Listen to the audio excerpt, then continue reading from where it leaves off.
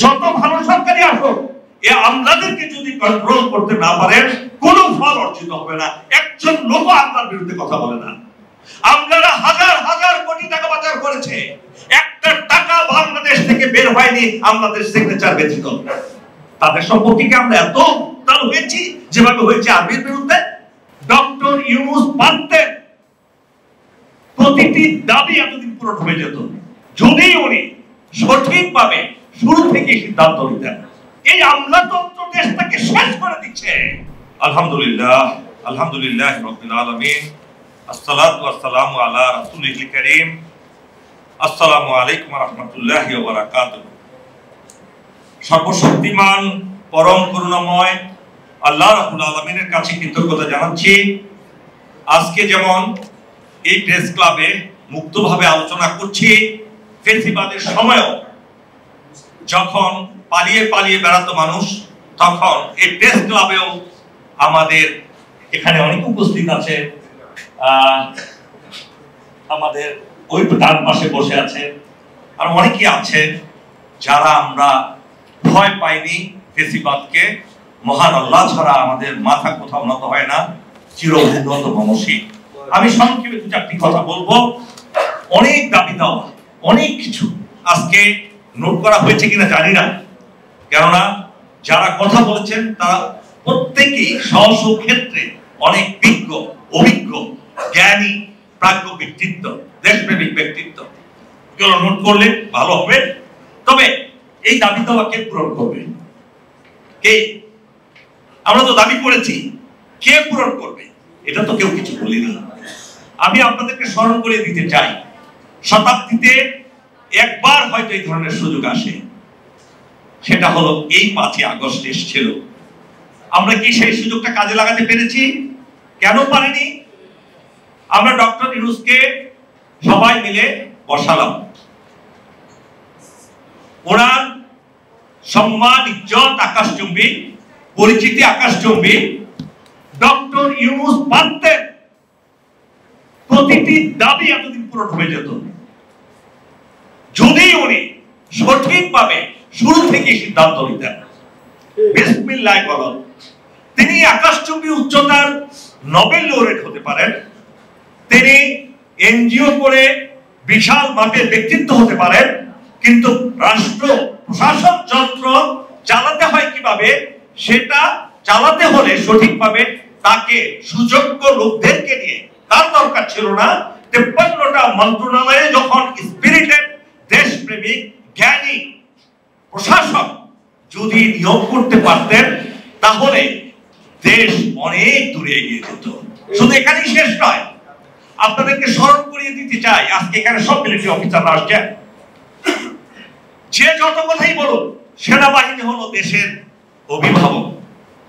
এই সেনাবাহিনী বিভিন্ন সময়ে, সেই 1948 সালের 15ই ফেব্রুয়ারি বাংলাদেশ সেনাবাহিনীর জন্ম হয় ইস্ট বেঙ্গল রেজিমেন্টের জন্মের মাধ্যমে। সেটাকে আমরা সম্পূর্ণ অস্বীকার করি। এই সেনাবাহিনী বাংলাদেশকে সৃষ্টি করেছে দেশের আপামর জনসাধারণকে নিয়ে, নেতৃত্ব দিয়ে। আমরা সেটা অস্বীকার করেছি স্বাধীনতার পর পর। স্বাধীনতার পর পর কি সেনাবাহিনীকে অগ্রাহ্য করে রক্ষী বাহিনী গঠন করা হয়েছিল এবং দেশটা পুরোপুরি ভাবেই ভারতের হাতে চলে গিয়েছিল। আবার সেই ভারতের হাত থেকে সেনাবাহিনী রক্ষা করেছে 75 সালে। আবার যারা রক্ষা করেছে তাদেরকে আমরা ফাঁসি দিয়েছি, তাদের জন্য আমরা কখনো একটু দুঃখ প্রকাশ করিনি। সেজন্য আমি কথা বলি, government soldiers all men adore in times of danger not before. কাজ শেষ হয়ে গেলে আল্লাহকে ভুলে যায় আর আর্মিকে ফাঁসিতে ঝোলায়। তারপরে আবার 91 সালে 91 সালে সেই আর্মি আবার ঘুরে দাঁড়ায়। আবার এর পরেও আপনারা দেখেন এরশাদের পরে আবার সেই 5ই আগস্টে আর্মি ঘুরে দাঁড়ালো। যদিও মাঝে মাঝে 2-4 জন নিমক হারাম মীর জাফরের উদয় হয়, তারা অনেক পিছনে ফেলে ঠেলে দেয় আমাদের দেশকে। এই আর্মিকে আমরা ডক্টর ইউনূস যদি শুরুতেই কগনিজেন্সে নিতেন তাহলে তিনি অনেক কিছু করতে পারতেন। এই যদি বিভক্তিটা না আসতো তাহলে 1 বছরে অনেক অসাধ্যকে সাধন করা যেত। কিন্তু ডক্টর ইউনূস এখানে সফল হননি, ব্যর্থতার পরিচয় দিয়েছেন। এইটাই হলো সবচেয়ে বড় ভুল। এই সুযোগ আর জীবনেও আসবে কিনা সন্দেহ আছে। আজকে আবার ফেসিস আগমন করবে কিনা সেটা এখন মানুষ চিন্তা ভাবনা করছে। প্রিয় সুধী মণ্ডলী, আজকে আপনাদেরকে আরো একটা কথা বলে আমি শেষ করবো, আপনারা বিরক্ত হবেন না। আজকে এই যে যেখানে বসে আছি এর পাশেই সেক্রেটারিয়েট, একটা আমি আসার পর একজন লোক বলল না এই আমলাতন্ত্র দেশটাকে শেষ করে দিচ্ছে। সামরিক বাহিনী আসলো, দেশ চালা আমলারা। ডক্টর ইউনূস দেশ চালাচ্ছেন না, এই আমলারা চালাচ্ছেন। সেই উপজেলা থেকে শুরু করে সেক্রেটারিয়েট পর্যন্ত, আপনার প্রধানমন্ত্রীর চিফ অ্যাডভাইজারের কার্যালয় পর্যন্ত সকল আমলা। এই আমলারা অদৃশ্য ব্যক্তিত্ব, অদৃশ্য শক্তি, সেই শক্তির বিরুদ্ধে কেউ কথা বলছেন না। যত ভালো সরকারি আসুক, এই আমলাদেরকে যদি কন্ট্রোল করতে না পারেন কোনো ফল অর্জিত হবে না। একজন লোক আমলার বিরুদ্ধে কথা বলে না। আমলারা হাজার হাজার কোটি টাকা পাচার করেছে, একটা টাকা বাংলাদেশ থেকে বের হয়নি আমলাদের সিগনেচার ব্যতীত। তাদের সম্পর্কে কি আমরা এত উত্তাল হয়েছি যেভাবে হয়েছে আর্মির বিরুদ্ধে? আর্মির বিরুদ্ধে যেভাবে প্রতিনিয়ত হাজার হাজার কথা বলে যাচ্ছি, কয়জন আমরা সেই চোর বাটপার আমলাদের বিরুদ্ধে কথা বলেছি? আপনারা একবার চিন্তা করে দেখেননি? আজকে আমলাতন্ত্র দেশটাকে শেষ করে দিচ্ছে। আমলাতন্ত্র, তারা মিলিটারিকে দেখতে পারে না, তাদের একটাই ভয় মিলিটারিকে। এই সুযোগে তারা মিলিটারির ঘাড় চেপে ধরেছে। প্রিয় সুধী মণ্ডলী, আজকে গাজার অবস্থা দেখেছেন? গাজা আজকে লেটেস্ট খবর জানেন? গাজাকে তারা চিরদিনের জন্য দখল করে দিবে। হামাস আত্মসমর্পণ করলেও দখল করবে। একটা পুরো জাতিকে মাটির সাথে মিশিয়ে দিয়েছে। আমরা কয়জন চিন্তা করি? ঠিক ইন্ডিয়ার পরিকল্পনা হলো বাংলাদেশকে নিয়ে গাজার মতো। মোসাদ এবং র একই সূত্রে গাথা। আমরা কয়জনের সেই কথা বলি? আপনারা কি এই মুহূর্তে ষড়যন্ত্রের বাইরে? বাইরে নয়। ইন্ডিয়ার প্ল্যান এ বি সি সব তৈরি করা আছে।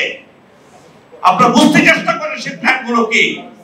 আমি অনেকে কথা বলবেন, আমি কয়েকটা বিষয়ে আপনাদের দৃষ্টি আকর্ষণ করছি।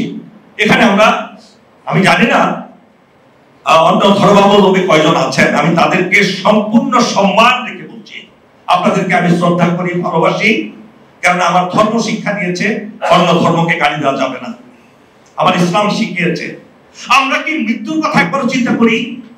আমরা কি এই নৈতিক অধঃপতন যেভাবে হয়েছে বিগত 16 বছরে, আওয়ামী লীগ করেনি। আওয়ামী লীগ দলটাই ইন্ডিয়ার তৈরি, তাদের মাধ্যমে দেশটাকে চিরতরে দখল করার জন্য সর্বপ্রথম আঘাত করেছে ইসলামের উপরে।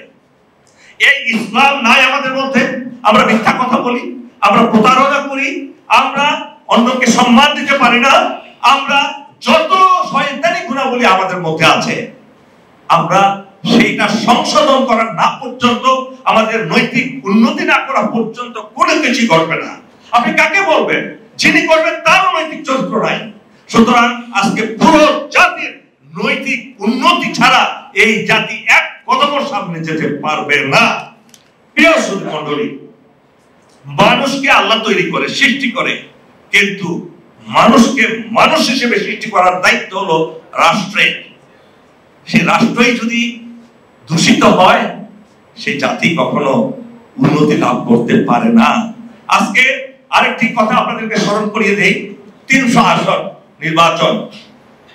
300 আসনে যদি আমরা সৎ, যোগ্য, ইমানদার, একনিষ্ঠ দেশপ্রেমিক নির্বাচিত করতে না পারি, অন্তত পক্ষে 2/3 যদি না করতে পারি, আপনাদেরকে লিখিত দিতে পারি, এ দেশে আবার সেই ফেসিবাদ কায়েম হবে। আমরা কি প্রস্তুত? আমরা মার্কার পিছনে দৌড়াই, আমরা লোকের পিছনে দৌড়াই না। এই যে কালচার, এই কালচার থেকে আমরা বের হতে এখনো পারিনি। সুতরাং আপনাদেরকে আমি স্মরণ করিয়ে দিতে চাই, এই দিকটা খেয়াল রাখবেন। Last but not the least, military সংস্কার। দেখুন, এটি শেষ। মিলিটারি সংস্কার আপনি কি করবেন? সারা বিশ্ব জুড়ে মিলিটারি অর্গানোগ্রাম একই। Section, platoon, company, battalion, brigade, division, core, army headquarter. এই যে অর্গানোগ্রাম, এখানে কোনো সংস্কারের প্রয়োজন নাই। সংস্কারের যে এখানে প্রয়োজন, ওই কথাটা আমরা বলছি না।